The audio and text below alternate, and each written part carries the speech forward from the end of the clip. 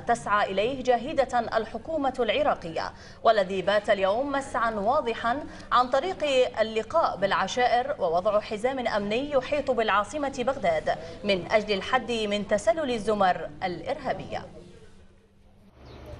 عوامل متعددة أخذت طابعا أمنيا أهمها القضاء على بقايا الإرهاب، هو ما دعت إليه الحكومة عن طريق إيجاد حزام أمني يطوق العاصمة بغداد ويضيق الخناق على الإرهاب. ذلك ما تم طرحه في المؤتمر العشائري الحكومي، والذي ناقش أيضا سبل إنجاح مشروع نزع السلاح من المجاميع المسلحة. بجهود هذا الجمع الخير وإخوانهم في أنحاء بغداد الأخرى حدثت طفرات وتحسن كبير في الوضع الأمني. الحمد لله الآن الوضع الأمني أصبح في الأسبقية الثانية بجهود هذا الجمع الخير. من أهم هذه الملفات ملف الكيانات المنحلة.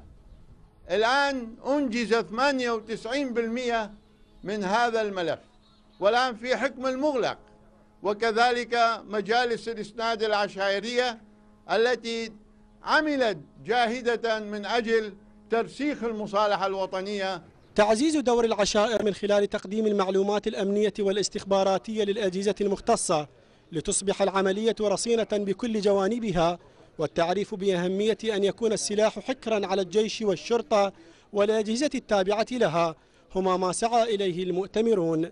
اجتماعاتنا مستمرة مع قيادة عمليات بغداد ومع قيادة عمليات الكرخ والرصافة وبفرقها العسكرية اللي موجودة وكل أجهزتها الأمنية. الغاية هو مد جسور التواصل وتبادل المعلومات وجهد الخطر في نطاق بغداد ومحيط بغداد. حزام بغداد هو مهم جدا لأمن داخل بغداد، لأنه دائما الخلايا اللي تتحرك على بغداد تتحرك من المحيط، لأنه مناطق زراعية وبساتين. دعم مقومات المشروع الأمني والخدمي، والذي بدوره سيعمل على تهيئة الأرضية المناسبة لاستقبال القمة العربية المرتقبة وعكس الصورة الحقيقية للنسيج الوطني، أكد عليهما المواطنون والشيوخ خلال هذا اللقاء.